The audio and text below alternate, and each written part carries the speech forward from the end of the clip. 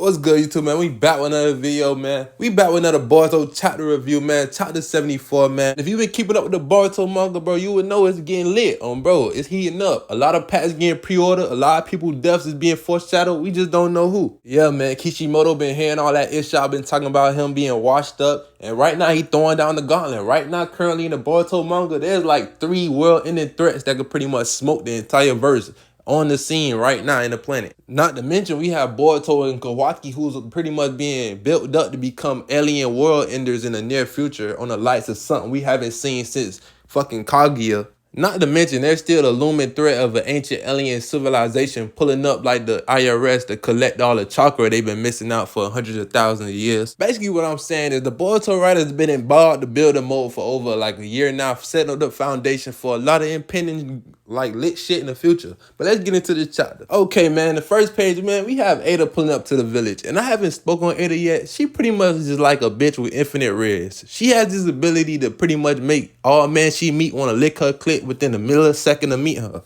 OPSL, she pretty much like Boyd Hancock without the ability to petrify your ass and turn you to a stone golem. Not super OP, but still dangerous as fuck, especially paired with her other ability, which pretty much, I call it anti-sneak dissing. You can't sneak diss her. It's like that seeing your parents used to say, I got eyes and ears everywhere. No, but she actually does. Like, La Mama basically see and hear everything. The only limitation is she can't see things that happened before she was born.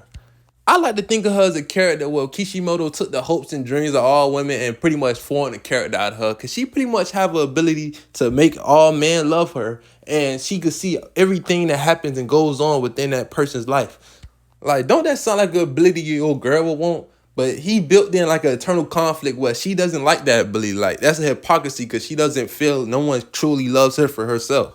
I know, crazy as hell. And what's even crazier, our super threats, the future war-ending aliens, Boruto and Kawaki, are seemingly the only people who are intolerable to that ability. They could ward it off. And that ability in itself is the reason Eida set her crosshairs on Boruto and Kawaki as one of the prime candidates she was going to possibly throw that coochie on in the future. And that be because they genuinely like her and not because of her ability. The ability Amato cursed her with. That's pretty much her reason for being in the village. But let me get back in the chapter. Alright, in the next page, we have Shikamaru pulling up to meet Eida. And pretty much you can see the simp energy flowing into, what is it, Sai. Sai pretty much can't even hold himself. He blushing. Right now in this panel, it seems that everyone in the area is pretty much being simplified, like in the second to meet her, except Shikamaru. He's able to stay stoic. Shikamaru and Eida started having a conversation because Eida had already used her no sneak dissing ability, and she was already aware of Shikamaru has a plan to pretty much have Boruto and Kawaki shack up with this bitch. Being already aware of the situation, Eida goes ahead and accepts Shikamaru's offer because she already has Kawaki as a prime candidate as her future sugar daddy.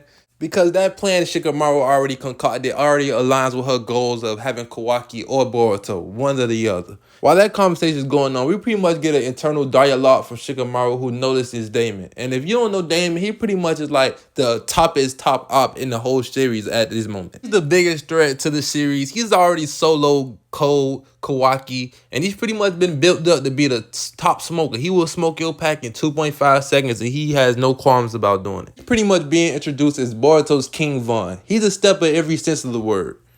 And it was also mentioned in previous chapters that these cyborgs have combat abilities in C and Jigen. And we already know what Jigen did to Naruto and Sasuke. As the conversation continues, it's also revealed that Eida has the ability to fly, which is the ability we were only known Otsutsuki and Onoki being capable of pulling off. Which raises the question, is it possible that Eida and Dameon are possibly cyborg replicas, or even Otsutsuki that Amato were able to erase their memory or something like that? But let's get back into the chapter. In the next page, man, we have Shikamaru confronting Amato, the Pushisti of Boruto. Pretty much because he's like the encyclopedia, but he withhold information that always end up being vital in the long scheme of things.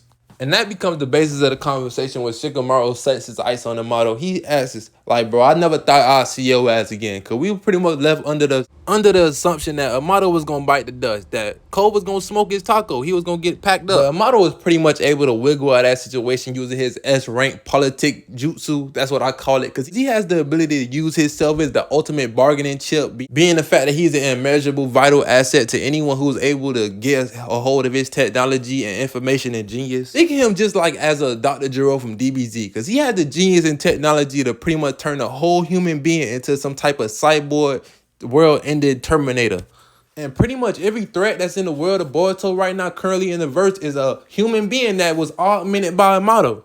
So it stands to reason that Amato holds a lot of secrets that he's withholding from the village. And that's pretty much what Shikamaru confronts him about. Shikamaru alludes to, you either gonna spill these beans or we gonna spill your brains, Amato. That's when we get to Boruto and Kawaki. Currently, Boruto and Kawaki are sitting in this home that was commandeered from a Leaf Village citizen for the purpose of this mission of watching Eida and Dameon, pretty much the Terminators from hell. In the room with them is the biggest waste of potential in all anime history, Konohamaru. Father Sensei pretty much tells him to stop fighting because Boruto and Kawaki get into it, because Kawaki doesn't like the fact that Boruto seems pretty much even killed about the fact that these Terminators is coming to the village and their pretty much mission is to watch them, and he's pretty much talking about the decor of the whole house. Kawaki pretty much tells Boruto, man, we not here to enjoy the amenities, nigga. We here to work. And I feel like the fact that he's pretty much standing on business, man. He realizes the threat that's incoming. Moreover, there's also the fact that Kawaki and Sasuke are pretty much the only people that's keen to the knowledge that now since Boruto is almost 100% Osotsuki, it's almost as if it's being foreshadowed that Momoshiki is able to control his body even more, or that his presence in the living world has been even more reinforced, meaning that his soul is pretty much staying in Boruto's body indefinitely. And that threat holds the possibility of Boruto turning against the village or pretty much trying to smoke his own father again. Something we know for shit show Kawaki ain't going for, because he was willing to pack up Boruto about that shit. That raised another conflict, being the fact that Kawaki pretty much would spin on anybody to protect Naruto. He would spin on his own child. An ideal and sentiment we know for shit show that the rest of Team 7 does not subscribe to, and the rest of Boruto fanboys within the village. Speaking of Team 7, that's when we cut to them sitting on a nearby roof. And they're going over the details of the mission they were assigned, where to keep their antennas up and to keep their Sharingan crosshairs locked on Boruto, Kawaki, and Eida. And of course, Dameon. Should we just call his ass Demon? You gonna see why I say that by the end of this chapter. And that's when in the midst of their conversation, the bootleg Team 10 shows up. I'm kind of itching and want to sim past it, because the only thing they pretty much talk about is how they were aware that Eida was coming and how she's such a beautiful woman and shit like that. Let's sim past it. And at that exact moment, that's when Eida activates her landing gears and lands at the home currently housing Boruto, Kawaki, and Father Hamaru Sensei. And at that exact moment she lands on the roof, half the people standing on the roof nearby instantly become hypnotized. Chocho starts sipping hard, saying she like an angel. Inojin touches his chest and feels his heart do the gritty. Surprisingly, even Minsky's fall victim, and we know he got his crosshairs locked on Boruto. First thing he says when he see her is, what is this emotion? I've never felt anything like it. Sarada being concerned, that's when she asks, is he okay?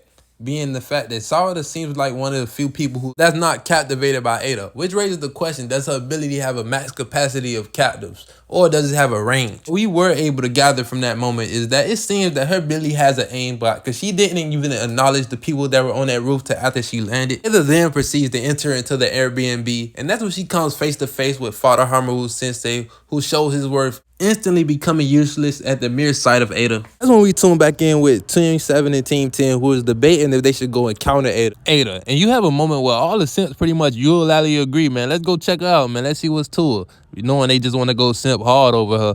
And Shikadai and Sarada are pretty much the only people that seems immune right now. Shikadai being a chip off the old kunai, he ain't even really budging with that Eida shit. He gotta apologize for his teammates. And that's when Miyagi pull up. We just gonna go ahead and simp past that. She basically just apologized for having Team 10 come and interrupt they mention with their little bullshit simping energy. You feel me? That's when we tune back in to Father Hamaru, who is currently in the presence of Eida. And right now, I ain't gonna lie, he look like he getting hit with Conqueror's Haki. Once again, bringing shame to the entire Sarutobi clan with his mere presence. But man's even fainted, like, come on now, Hamaru, you can't be a man who smoked the pain. Yeah, man, but besides the point, let's continue on with the chapter, man. After that, man, you see Boruto goes to help out his little father sensei. And then that's when Damon or Demon activate Demon Time. As you can see in the panel, man, it look like Damon trying to put my man's Boruto in a finger fold. And this how you know this man Damon crazy. And this only when he about to put my dog in the full Nelson, he tells Boruto, hey, this is my name is Damon. And you must be Boruto Uzumaki. When Damon continues to inform Boruto and Kawaki that he is aware that he knows that only you two niggas are the only people capable of smoking his sister. He tell him straight up, hey, I'm not letting any of you niggas put my sister's pussy in the dirt. I'm stepping for it. And low key, that's what I pretty much like. The only thing I like about Damon, he's pretty much like Katakuri on One Piece. But the only thing exception is he's the little brother protecting his big sister. He's spinning for her. You play with her, bro, you all well get your grade spot picked out. Another thing I like that you can see in his panel is, but man, Damon let his nuts hang. Like if he more powerful than you, he is not gonna sugarcoat it. He gonna tell you up front, bro, I will smoke you. Like at this panel, you can see he's currently on Boruto back, and he telling Kawaki, pull up, man. Let me show you something. And then he not even all talk, because he then proceeds to show Kawaki something. And you know Kawaki, he pretty much on his power high right now. He feel like he could solo the entire Naruto verse with Boruto verse. Mainly because it's a broken jutsu that he inherited from Ishiki. That's why I said, bro, this is why we got to call Damon Demon, bro. Because he ain't playing with Kawaki. He on that day's low. Let a nigga try me. I'ma kill it whole motherfucking family. Alright, back to the chapter though, man. Kawaki and Damon continue tussling for a little bit. And that's while you pretty much Eida cower in the corner hiding from Kawaki. That's when, you feel me, Kawaki continues to whip out his broken dojutsu that pretty much no one is up to the point in the series because able to dodge besides Naruto burial mode. And look, with no diff, my man's Damon go and catch it, all of them, and one even with his mouth. He just went and fetched them bitches out the air. Like I said, man, Damon got that dog in him, man. But besides that, man, one thing I noticed in this page specifically is that Damon hasn't used his main key ability that we was shown in like the previous chapter. He had this ability pretty much like a Yadamero type shit where he could reflect all attacks without any setup or anything. If you attack him with malicious intent, he could smoke you. Then you see Damon go and proceed to hit folks with a finishing blow, pretty much knocking his cheekbone off his face. This pretty much showcases that Damon is pretty much not to be trifled with. He's the main villain. Not the villain, but he the main person you gotta watch out for, because he literally just put Kawaki to bed. So we see Kawaki get served his medicine. You see, we already know Boruto gonna hop in, but then that protagonist jutsu was unsuccessful because he then knocked him out. Pretty much caught his hand. Like, when you catch somebody's hand, that's how you pretty much know like the gap between their power is way like it's far. Not that I need to explain that to you, because the chap did it itself in the next page. You see both of these niggas lying unconscious, pretty much drool on the floor, got their face to the carpet. You got Damon or Demon or what you want to call him standing over them like he just took the trash out. All right, man, let's continue to the next page. In the next page, man, we have Boruto being the first one to wake up from his Damon-infused cast nap.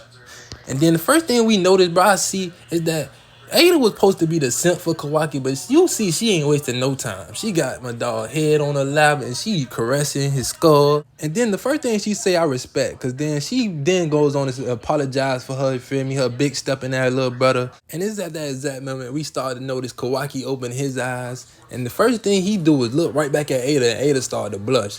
You feel me? Kawaki need to be commended, because I was surprised him to be rude off the jump. He could have swiped the hand away on some bullshit, which is surprising for Kawaki's character, because if you know anything about Masashi Kishimoto, he write all his characters like built in allergic to pussy. Like Naruto ain't noticed her not to like this man for a whole 10 plus years. While in the midst of that going on, you see Boruto, he's trying to confront Damon about the little harsh greeting he just received. And you know, Damon just telling him, bro, I had to let you know, but I'm not to be trifled with. We could smoke you at any time, so it's better you not cross us and send yourself to an early grave. Damon then proceeds to tease, Kawaki, because he said, oh, bro, you like how my sister lap feel? And we know it's pretty much like he trolling. See, Kawaki get a little aggravated, and then he looked like Eida was finna say something, but then at that same moment, that's when Shikamaru pulls up in the intercom saying, have they met each other yet? He pretty much let them know, yeah, we met. But he wished it would have been a better greeting, low-key. While Shikamaru was talking, we could clearly see he's in the room with Naruto and Yamato, and he pretty much informs him that he does not have any information on these siblings, besides the power he informed them about. But he pretty much was gonna try to get to the bottom of what they could find out from Amato. Alright, man, we on the final page of the chapter, man. We go to Shikamaru. He pretty much telling Amato, we waiting to hear everything you got to spill. We need all the beans right now. No more holding up, no more withholding information. And while that going on, Boruto and Kawaki pondering how this gonna be a difficult ass mission. But that's it for this chapter review, man. Y'all let me know if y'all like this chapter, man. Boruto chapter 74, man. Y'all let me know if y'all like these chapter reviews, and I should keep doing it. Y'all like, subscribe. Peace.